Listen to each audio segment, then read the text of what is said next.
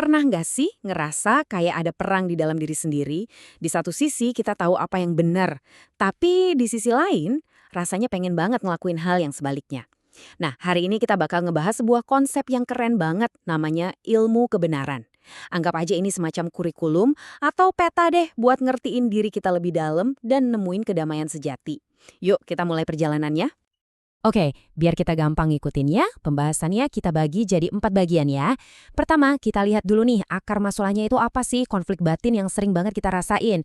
Terus, kita cari tahu jalan keluarnya gimana.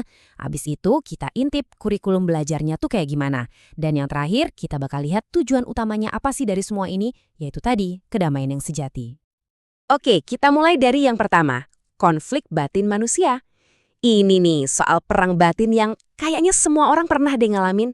Sebuah pertarungan yang terus-terusan terjadi di dalam diri kita. Yuk kita coba bedah. Sebenarnya siapa sih yang lagi berantem di dalam sana? Nah, ini dia nih dua pemain utamanya. Ada dua kekuatan yang tarik-tarikan terus di dalam diri kita. Di satu sisi, ada yang namanya fitrah. Gampangnya, ini tuh kayak sisi murni kita, suara hati kita yang paling tulus. Nah, lawannya ada nafsu. Ini tuh ego kita, semua keinginan, semua ambisi duniawi kita. Jadi fitrah itu ibarat kompas yang nunjukin arah kebaikan, tapi si nafsu ini sering banget narik kita ke arah yang sebaliknya. Dan sayangnya, seperti yang dibilang di sini, sering banget yang menang itu justru si nafsu, alias ego kita. Pernah kan ngerasa ngelakuin sesuatu cuma karena dorongan sesaat, abis itu nyesel setengah mati? Nah, itu dia. Itu tandanya si nafsu lagi megang kendali. PR terbesarnya ya ini, ngalahin dominasi si ego. Oke, jadi kalau masalahnya adalah ego yang terlalu dominan, terus gimana dong cara kita ngelatih si fitrah biar lebih kuat? Nah, jawabannya ada di bagian kedua ini. Lewat sebuah jalan pendidikan, semacam sekolah spiritual gitulah. Yuk kita lihat kayak apa prosesnya. Perjalanannya itu ada 3 langkah utama.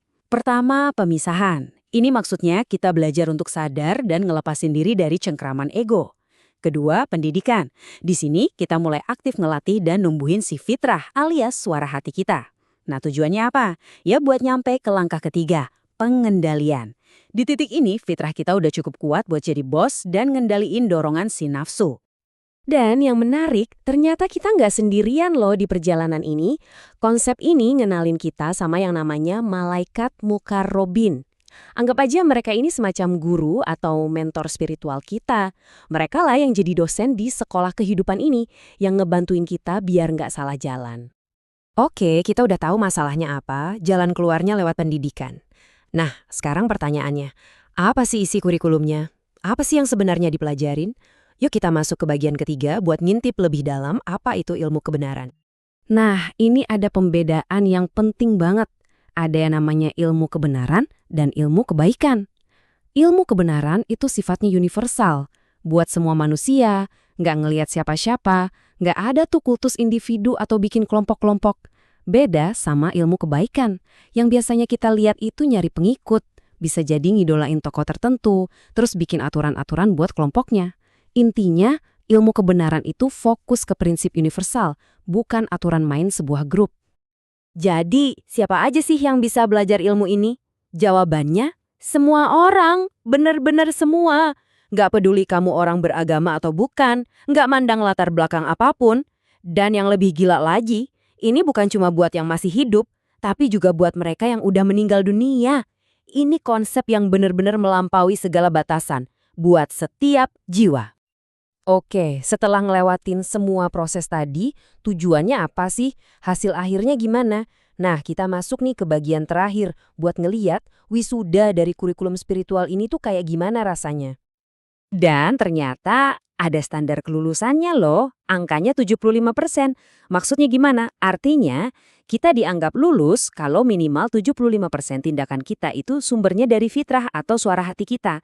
Jadi, 3 dari 4 perbuatan kita itu murni dari situ, bukan lagi didorong sama ego atau keinginan sesaat. Kalau udah dapat nilai segitu, artinya kita secara otomatis akan hidup dengan 8 fondasi ini. Intinya sih, jadi orang yang bermanfaat buat diri sendiri dan orang lain, lahir dan batin. Makin sadar, makin sabar. Niatnya lurus cuma buat Tuhan, dan ngelihat kekuasaan atau kekayaan itu cuma sebagai alat, bukan tujuan utama. Ini bukan lagi perjuangan, tapi udah jadi cara hidup. Ini benar-benar ngubah definisi sukses kan? Penguasaan diri itu ternyata bukan soal ngumpulin harta atau ngejar jabatan, tapi soal jadi pemimpin buat diri kita sendiri. Itu dia, mastery yang sesungguhnya. Dan ujung-ujungnya, hadiah terbesarnya adalah kedamaian pribadi. Kedamaian sejati yang muncul karena kita berhasil ngendaliin nafsu, ngendaliin rasa akunya kita, nggak lagi ngerasa paling suci, dan nggak lagi haus pujian. Benar-benar damai dari dalam. Nah, ini akhirnya membawa kita ke satu pertanyaan besar buat bahan renungan. Perjalanan ini kan sifatnya personal ya, buat diri kita sendiri. Tapi, coba bayangin deh, kalau setiap orang berhasil mencapai kedamaian pribadinya masing-masing, mungkinkah ini jadi langkah pertama buat menciptakan perdamaian dunia? Sebuah pemikiran yang menarik buat kita bawa pulang ya kan?